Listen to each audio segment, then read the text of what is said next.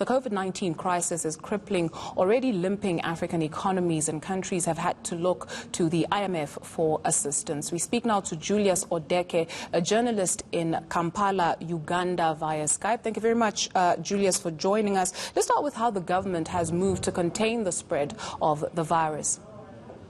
Yeah, thank you very much, Dudu.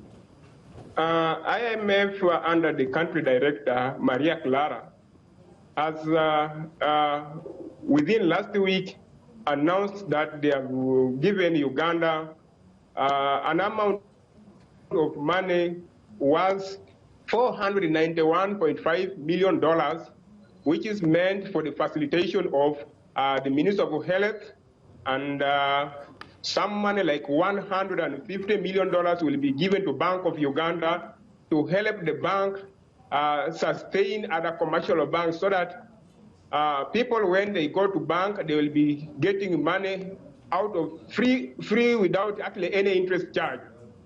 But the IMF director was saying that this money has 3 conditions to it, because they are aware of the country's corruption attitudes, whereby that money should be given accountability and audit in the public. That's exactly what has happened in Uganda at the moment. While on the Minister of Health, it will help to boost the referral hospitals in the country and the quarantine facilities to help treat people there who are sick, those ones who have not yet recovered.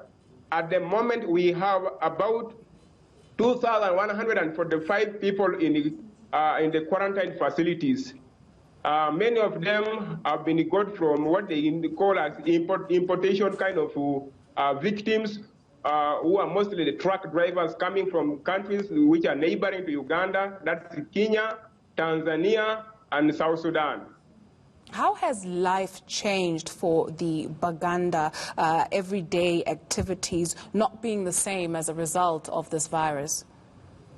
To tell you the truth, at the moment, people have no standing economy, because for about 70 days now, people have been locked in their homes. You know, in Uganda here, we have a curfew which starts at 8 o'clock in South Africa, up to 7 o'clock in the morning. So you find that people are no longer working, and once a person is no longer working, it means he doesn't have the money. You know, people in Uganda survive from hand to mouth, but at the moment, since there are no jobs, they are not working, there is no money, people hardly even eat.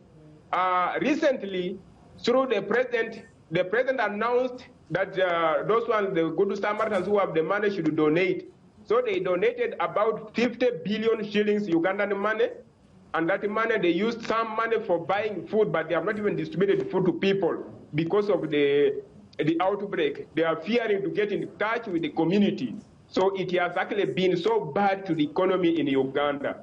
On the back of that, Julius, all things being equal, campaigning would be in full force this year in anticipation of the election next year. As the Baganda head to the polls, what are the prospects for the year ahead?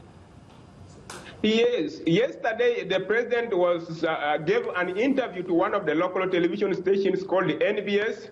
And when he was asked that, will Uganda hold elections, he says, if the pandemic goes beyond June, then it means they will have to call it off.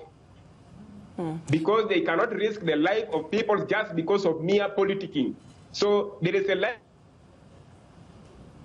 will be no elections in Uganda. It will be pushed till March next year. Thank you very much for that update. Julius Odeke in Kampala, Uganda for us. He's a journalist there.